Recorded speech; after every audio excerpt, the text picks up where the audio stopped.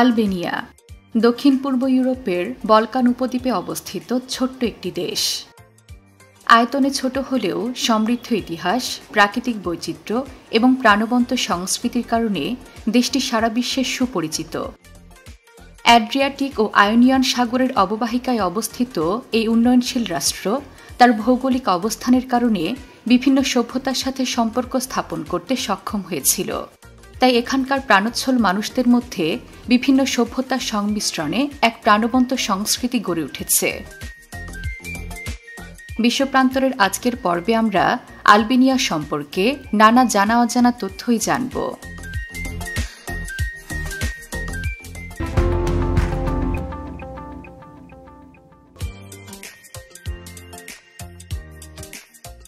আলবেনিয়ার ইতিহাস বেশ প্রাচীন। যীশুখ্রিস্টের জন্মের প্রায় 2000 বছর পূর্বে ইন্দো ইউরোপীয় ইলিরিয়ান জাতিগোষ্ঠীর মানুষেরা এখানে বসতি গড়ে তোলে। খ্রিস্টপূর্ব 2য় শতকে রোমানরা এই অঞ্চল দখল করলে এটি রোমান সাম্রাজ্যের এক গুরুত্বপূর্ণ অঞ্চলে পরিণত হয়। পরবর্তীতে রোমান সাম্রাজ্যের পতন ঘটলে অঞ্চলটি বাইজেন্টাইন শাসনের অধীনে আসে। বাইজেন্টাইন শাসন আমলে এখানে খ্রিস্ট ধর্মের প্রভাবে এক নতুন ধর্মীয় সংস্কৃতি গড়ে ওঠে। এরপর 15 শতকে অটোম্যানরা আলবেনিয়া জয় করে নিলে দেশটির সংস্কৃতিতে ব্যাপক পরিবর্তন আসে। 19বিংশ শতকে আলবেনিয়ার মানুষেরা নিজেদের স্বাধীনতার জন্য সংগ্রাম শুরু করে। 1912 সালের 24 নভেম্বর অটোম্যান সাম্রাজ্য থেকে তারা নিজেদের স্বাধীন ঘোষণা করে।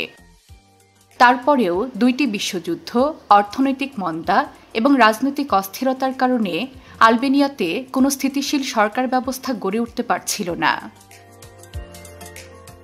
দ্বিতীয় বিশ্বযুদ্ধের পর বিখ্যাত কমিউনিস্ট নেতা এনভার হোক্সা আলবেনিয়ার শাসন ক্ষমতা দখল করে নেন। কিন্তু তার নিষ্ঠুরতা, কঠোর নিয়ন্ত্রণ ও দমননীতির কারণে দেশটি ইউরোপ থেকে বিচ্ছিন্ন হয়ে যায়। 1985 সালে এনভার হোক্সার মৃত্যু এবং 1990 সালে সারা বিশ্বে কমিউনিজমের পতনের পর আলবেনিয়া গণতন্ত্রের পথে যাত্রা শুরু করে। 2009 সালে ন্যাটোর সদস্য হওয়া ছোট্ট দেশটি বর্তমানে ইউরোপীয় ইউনিয়নের সদস্য হওয়ার চেষ্টা করছে। আয়তনে আলবেনিয়া পৃথিবীর 140তম দেশ। প্রায় 28,748 বর্গ কিলোমিটার আয়তনের এই দেশটিতে প্রায় 27 লক্ষ মানুষ বসবাস করে। এখানকার অধিবাসীরা জাতিগতভাবে আলবেনিয়ান হিসেবে পরিচিত। সহনশীলতার জন্য সুপরিচিত আলবেনিয়ায় মুসলিম ও খ্রিস্টানরা পাশাপাশি শান্তিতে বসবাস করে, যদিও দেশটির অধিকাংশ মানুষই মুসলিম। বহু বছরের বিদেশি প্রভাব সত্ত্বেও আলবেনিয়ানদের নিজস্ব সত্তা ও সংস্কৃতির নানা উপাদান আজও বিদ্যমান। তারা আতিথেয়তা ও পারিবারিক বন্ধনে বিশেষভাবে জোর দেয়। তাদের উষ্ণ আতিথেয়তা বেসা নামে বিখ্যাত, যা বিশ্বাস ও আনুগত্য এই শব্দ দুটির মিশ্রণে গড়ে উঠেছে।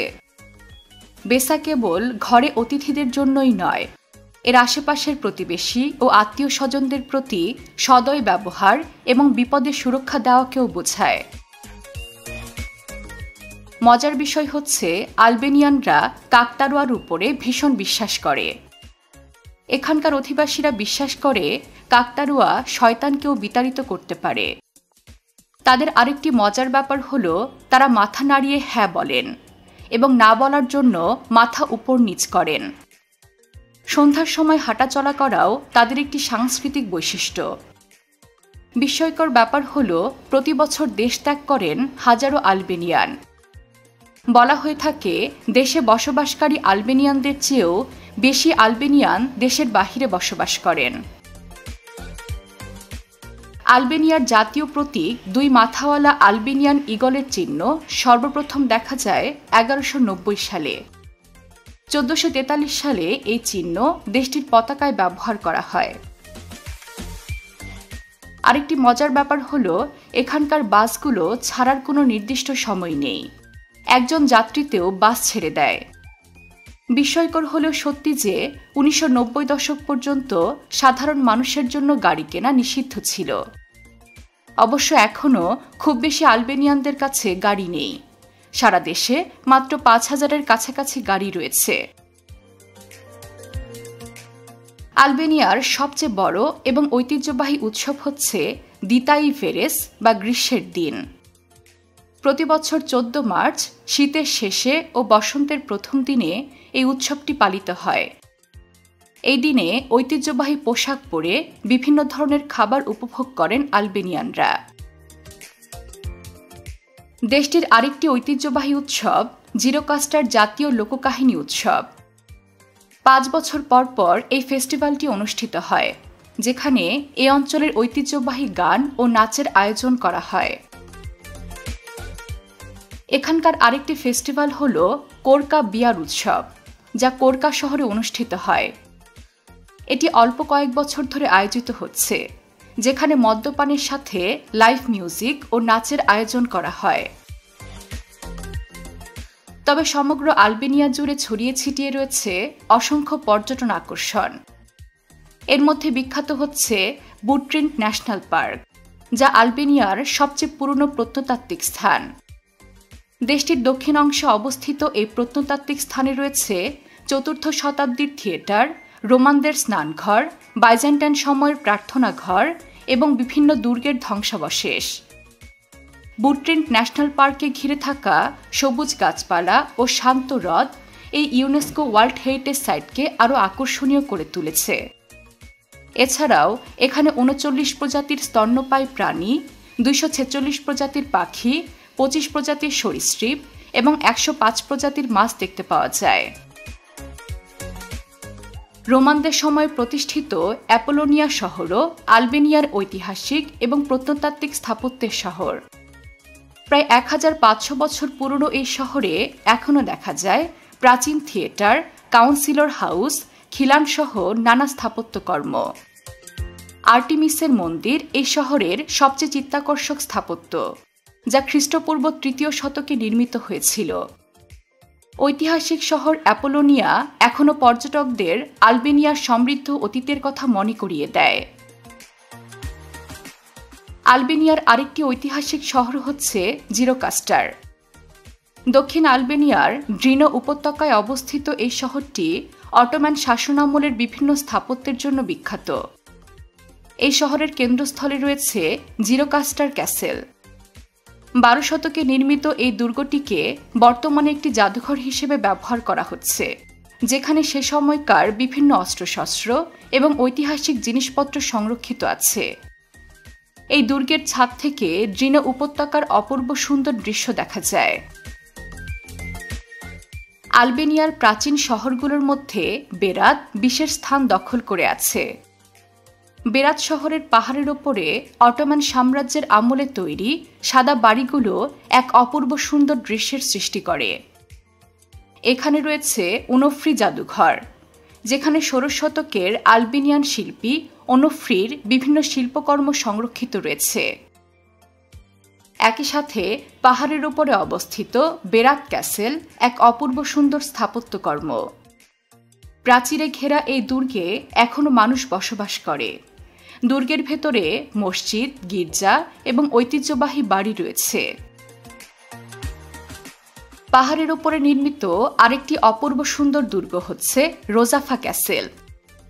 এই দুর্গটি বুনা ও ড্রিনো নদীর সঙ্গমস্থলে অবস্থিত, যার আশেপাশের অপূর্ব সুন্দর প্রাকৃতিক দৃশ্য যে কারো মন কেড়ে নিতে বাধ্য।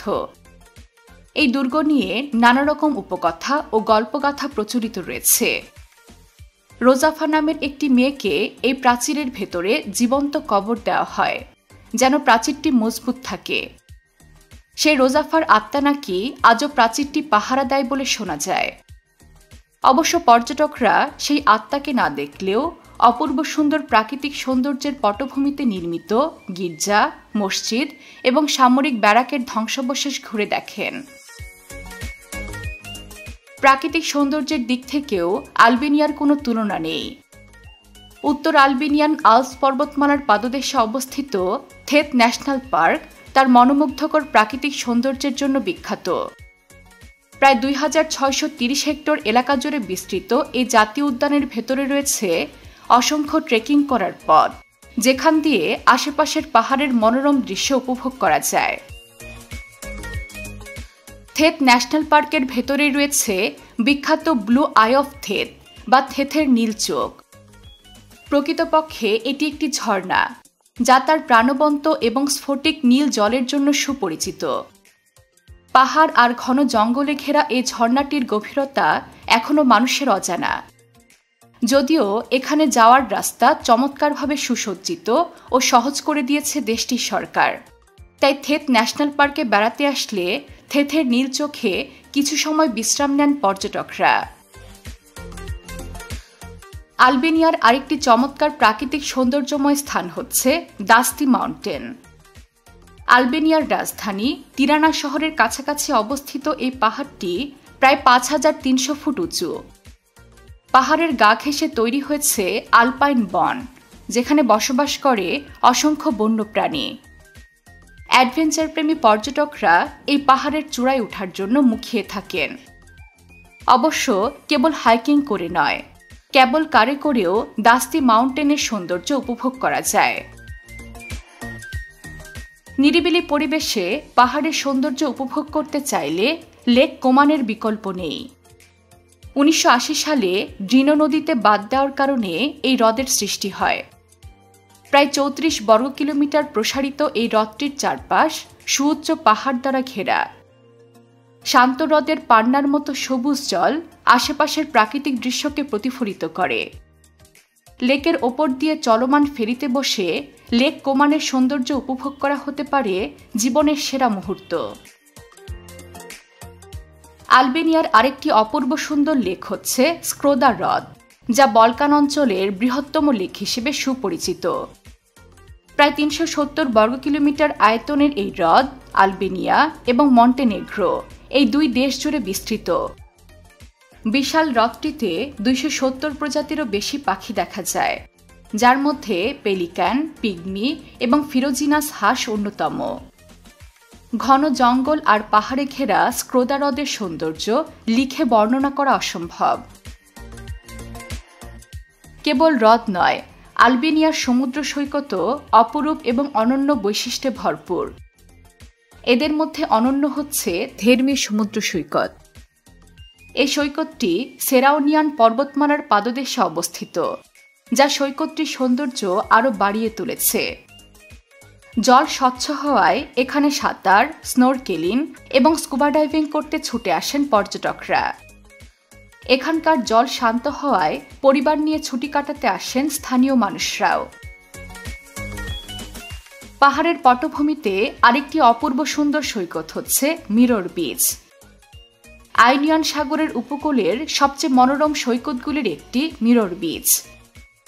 এটি দারুণ পরিচ্ছন্ন এবং স্বচ্ছ জলের সৈকত, যে কারণে এটি স্নোরকেলিং, স্কুবা ডাইভিং ও সাঁতার কাটার জন্য আদর্শ হয়ে উঠেছে। তবে অন্যান্য সৈকতের মতো এটি জনবহুল নয় বলে এর পরিবেশ নির্জন এবং বিশ্রাম করার জন্য আদর্শ। তাই অনেক পর্যটক এখানে বিশ্রাম এবং রৌদ্রস্নান করতে আসেন।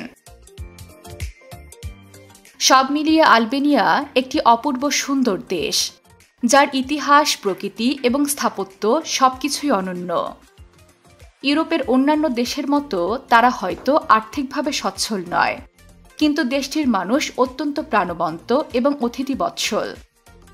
দেশটিতে রয়েছে ঐতিহাসিক নানা নিদর্শন, রয়েছে সমুদ্র, পাহাড় আর বনভূমিতে ঘেরা প্রকৃতি। তাই তো প্রতি বছর হাজারো দর্শনার্থী পা রাখেন দেশটিতে। আলবেনিয়া চিরকাল এমনই থাকুক, এমনটাই কামনা করে শান্তিপ্রিয় বিশ্ববাসী।